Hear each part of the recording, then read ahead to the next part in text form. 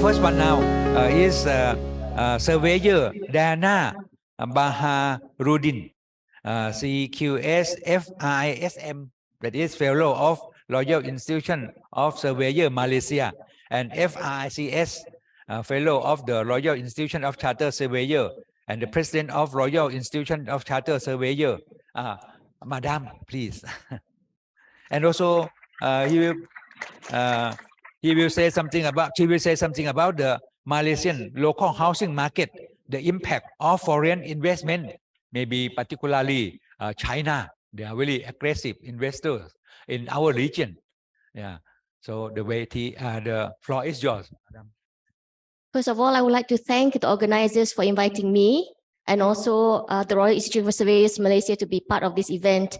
And I must congratulate them for a very successful event with so many speakers from across the world and nation. Congratulations to the organizers.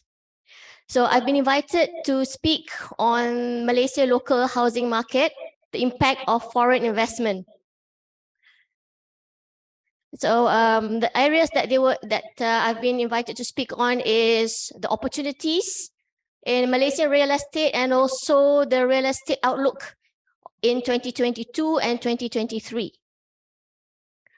A Malaysian local media once said that Malaysia's foreign buyers accounted for 10% to 15% of new and also second-hand transactions in Malaysia's largest cities for the purpose of retirement, investment purposes. So property in Malaysia is well received and had been booming really well before the pandemic. So I think none of us here have not been affected by the pandemic in one way or other. So I think the biggest challenge that we had was cross-nation travel. But now many countries have opened their borders, and we in Malaysia totally look forward for investors and international buyers to buy property in Malaysia. So Malaysia policy on measurement of foreign real estate investment, we have a national land code which defines individuals as foreigners equally as natural citizens, as a permanent resident of Malaysia. Companies are also similarly treated and is welcome to acquire property or land in our country. So the property that foreigners can own are residential units, individual title properties, for example, landed properties, and also strata, commercial properties and land, and also industrial property, and of course their land. Foreigners, however, is not allowed to own the listed items here. And the most important is any properties value less than 1 million ringgit Malaysia. Okay, so apart from the list here, all the other properties which is available in Malaysia, we most welcome foreign participation.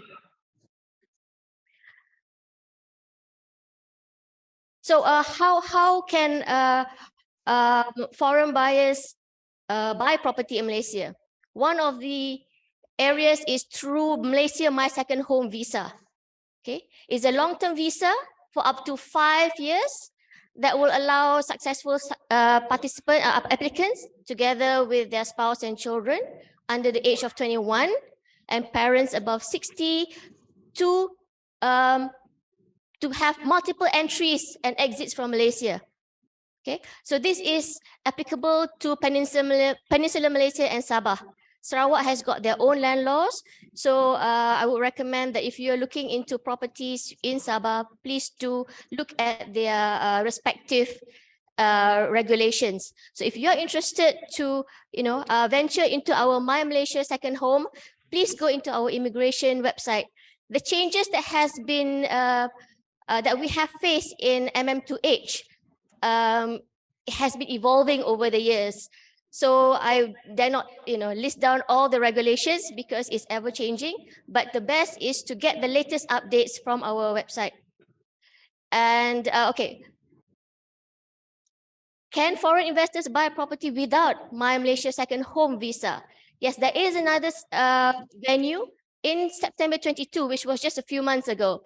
Malaysia introduced the Premium Visa Program, PVIP, which is a long-term residency visa that enables foreign investors and entrepreneurs to live, work, or study in our country. Okay. It is similar to the Golden Visa, from what which I understand is available in Thailand, Singapore, and Portugal. It's similar. So it's for countries with diplomatic ties to Malaysia, will be able to lodge an application. Okay, and the application are capped to 1% of Malaysia's population. We haven't, we do have a large population, but I'm sure that we can accommodate any foreign investors very well. So if you would like to know more about our visa premium visa, please do visit the website of our immigration officials. All right, so I think many people are interested in what Malaysia's real estate market outlook is in 2022 and 2023. So taking back a step, we look into the construction building industry challenges that we've had over the years and how it's progressing. So from our Department of Statistics data, it looks like over the last few years, since the what we call our MCO, the progress of construction industry in Malaysia has gone up slowly but surely. However, construction industry in Malaysia only takes 3% of the shareholdings of the whole GDP. Only 3% is a very small number, but it comprises of a large area of our citizen. Okay, and how has the property market look? So within our 3% of the construction industry GDP, the 24% goes to real estate. 24%. But in the last quarter, the number has dropped slightly and it has been overtaken by infrastructure. The government, in trying to improve the economy, has enhanced the construction industry through more development in infrastructure throughout Peninsula Sabah and Sarawak. So in RISM, we have a Building Cost Information Service, which collaborates an effort with our Construction Industry Development Board to come out with our centralized Building Cost Information Center. Okay, this Cost Information Center looks into construction benchmarking.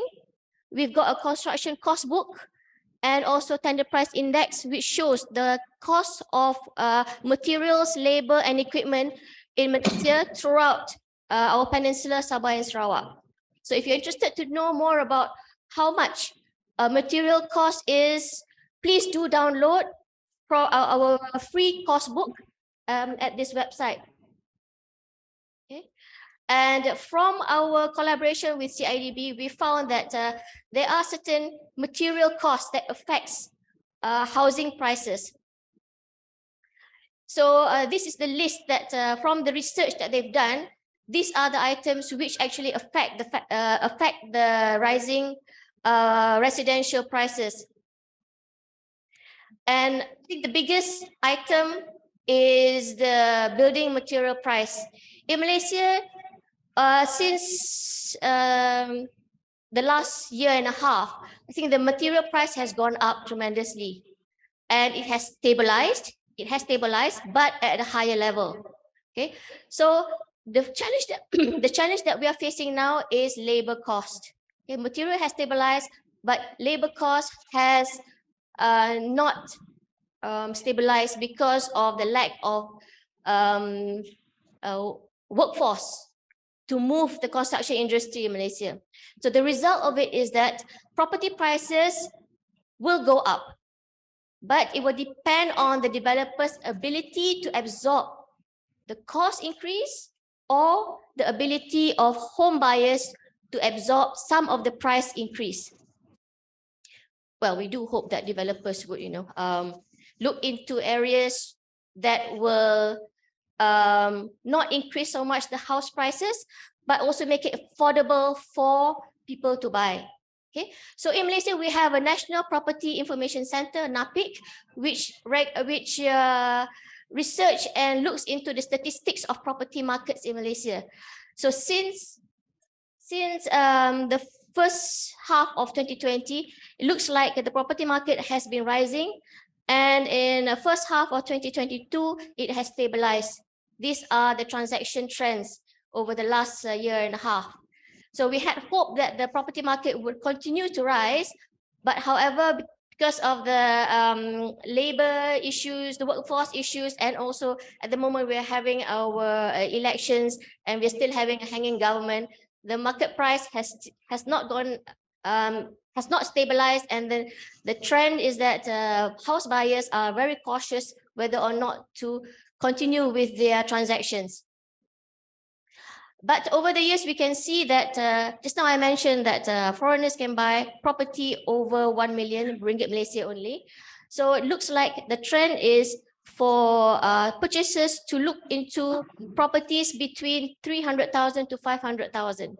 Okay, the overhang of property above 1 million is an issue.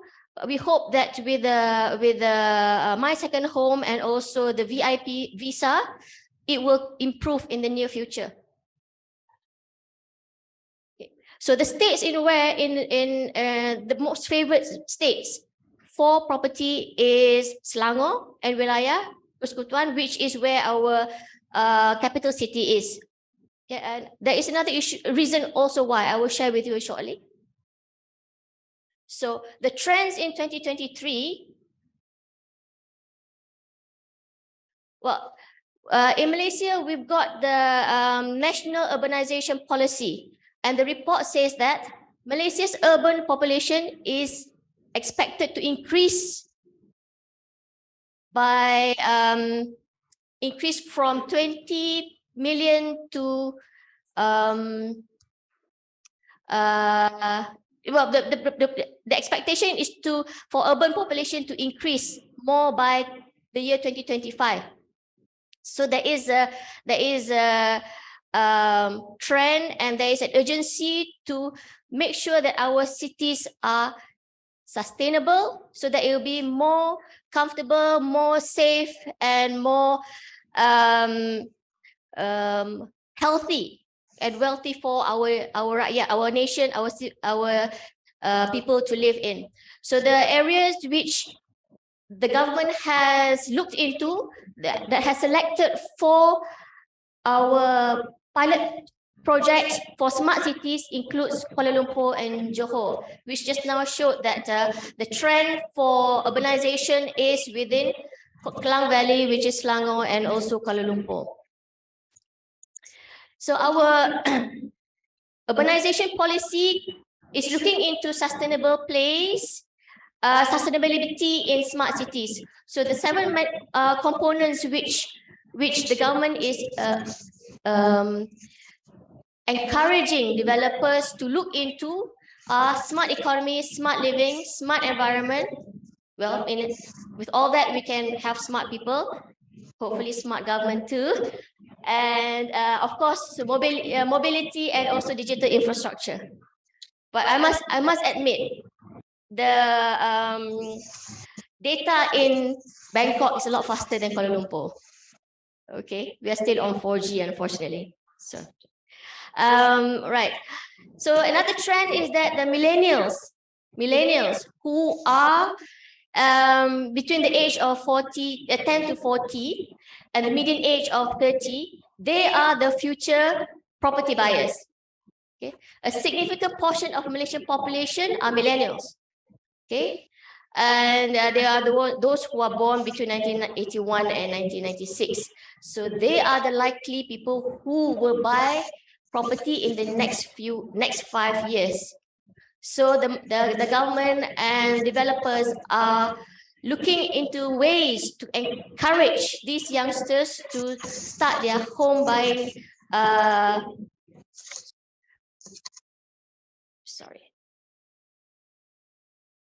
to encourage them to start buying property. So making it very how do you say affordable for them. Okay, we saw that developers and also the government are using methods which are suitable for these youngsters through active online active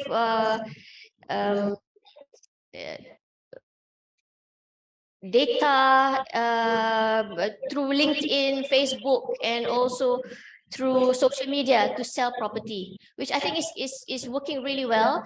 A lot of areas in Kuala Lumpur and Selangor, we see there's a lot of condominiums, and the take-up rate is quite impressive actually. Another trend in 2023 is the investment hotspots. These are areas in Klang Valley which we find in the close proximity of public transport. Okay, we have the MRT3 Circle Line coming up soon, and the MRT Putrajaya line, which is now almost completed. And these are the areas which have a lot of high rise and yield potential, higher rental and capital values. For investors, these are the areas which will sell most, so that the urbanization of Kuala Lumpur and Klang Valley has concentrated mostly in the Klang Valley area, because these are the desirable areas. Traffic, I think, is similar to in Bangkok, but the take-up rate is mostly because of public transport. Okay, so of course, as I mentioned just now, we are looking very much to attract foreign purchases through the Malaysia second home and also to the VIP visa, so that a lot of our overhangs can be the demands for the four major property markets, which is housing, commercial, land, can be taken up by our investors. So the opinions, how good is it going to be in 2023? So there are, of course, lots of predictions. The property market performance recorded a rebound in the first half of 2022. And it reflected a normalization of economy activity in the country, and moving towards what we call it endemicity. However, with the current situations in the country, with our elections and all that, the positive projection is the opinion of our National Property Information Center. So they expect the performance to be on the right track. Okay. Another opinion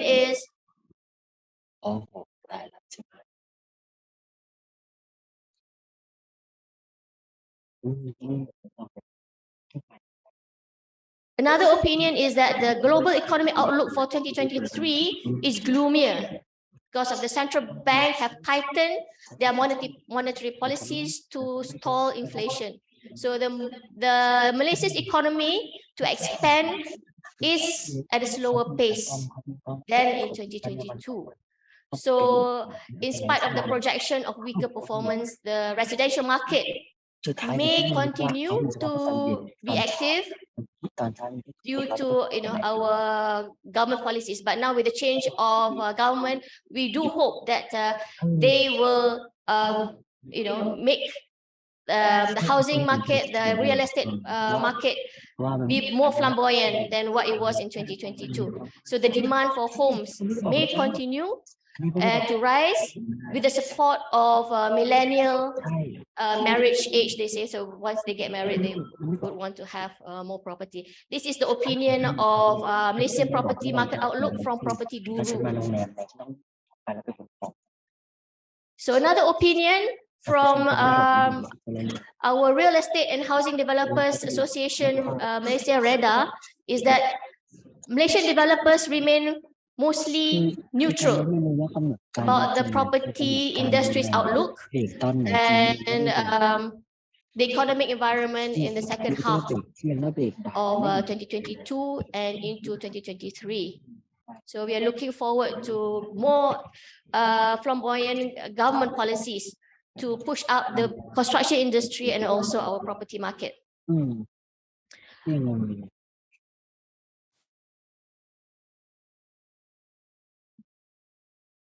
And the opinion of New Straits Times is that we can only now wait and see what happens after the dust has settled after the elections, and we hope that whatever happens in the long term will be for the good of the country and for the property market in particular. Okay. So personally, in my opinion, I totally agree with this stand. We can't really make predictions for next year when we are also unsure of our economic and also our government stand. So all this information is from a lot of published data.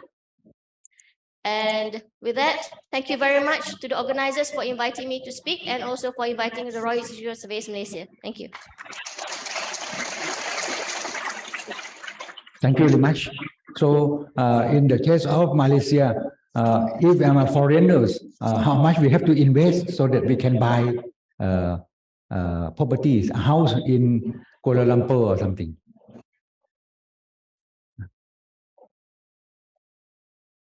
In Kuala Lumpur, yeah. But the property value has to be more than 1 million ringgit Malaysia. But also the requirements that precedes that. I think it's best for any individual to look into the website to find out, because it changes every so often. So yeah, but at the moment, at least 1 million. Yes, that is the property value. And what about China investors? Are there a lot of Chinese investors in Malaysia? Are they aggressive to buy properties there? I think since before the MCO, which we in Malaysia, our MCO started in 2020 March. Before that, the numbers had actually gone down, although majority of the investors from China was in Johor Bahru, which is at the border with Singapore. So at the moment, we don't see much aggressive movement from China, but we welcome any investor. Yeah. The project in Johor Bahru, the big project of China, is already the city. It's for the city. Yeah. Beautiful city. Yeah. You should have a look, the forest city. Yeah. So let's give a big hand to our speaker. Madam came with her auntie as well, her husband as well. Thank you and welcome.